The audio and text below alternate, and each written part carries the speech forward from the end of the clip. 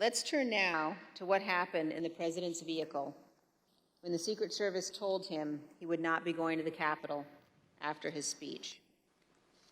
Tony proceeded to tell me that when the president got in the Beast, he was under the impression from Mr. Meadows that the off-the-record movement to the Capitol was still possible and likely to happen, but that Bobby had more information.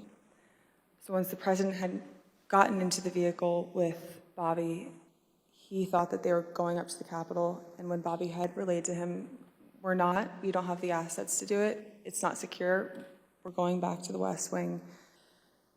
The president had very strong, a very angry response to that. Tony described him as being irate. The president said something to the effect of, "I'm the effing president, take me up to the Capitol now." To which Bobby responded, "Sir, we have to go back to the West Wing." The president reached up towards the front of the vehicle to grab at the steering wheel. Mr. Engel grabbed his arm, said, "Sir, you need to take your hand off the steering wheel. We're going back to the West Wing. We're not going to the Capitol." Mr. Trump then used his free hand to lunge towards Bobby Engel, and when Mr. Renato had recounted this story to me, he had motioned towards his clavicles. Ms. Hutchinson, how did the president react to hearing that news? Around the time that I understand the AP article went live, I remember hearing noise coming from down the hallway, so I poked my head out of the office, and I saw the valet walking towards our office. He had said, "Get the chief down to the dining room, the president wants him." So Mark went down to the dining room and came back to the office a few minutes later. After Mark had returned, I left the office and went down to the dining room, and I noticed that the door was propped open and the valet was inside the dining room changing the tablecloth off of the dining room table. He motioned for me to come in and then pointed towards the front of the room near the fireplace mantle and the TV, where I first noticed there was ketchup dripping down the wall and there's a shattered porcelain plate on the floor.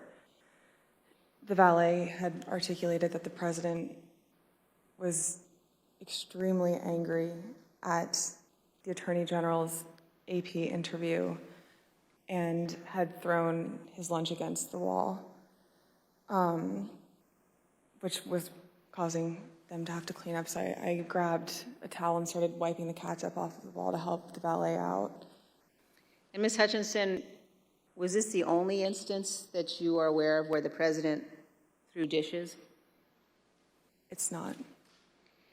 And are there other instances in the dining room that you recall where he expressed his anger?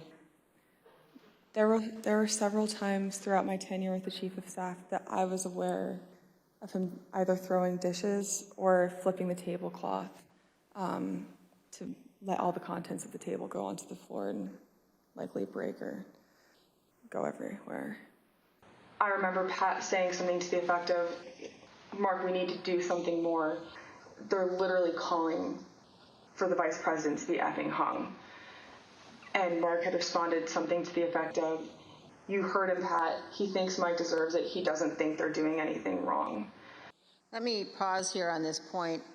As rioters chanted, "Hang Mike Pence," the President of the United States, Donald Trump, said that, quote, "Mike deserves it," and that those rioters were not doing anything wrong. This is a sentiment that he has expressed at other times as well. In an interview with ABC News correspondent Jonathan Karl, President Trump was asked about the supporters chanting "Hang Mike Pence" last year. Instead of condemning them, the former president defended them.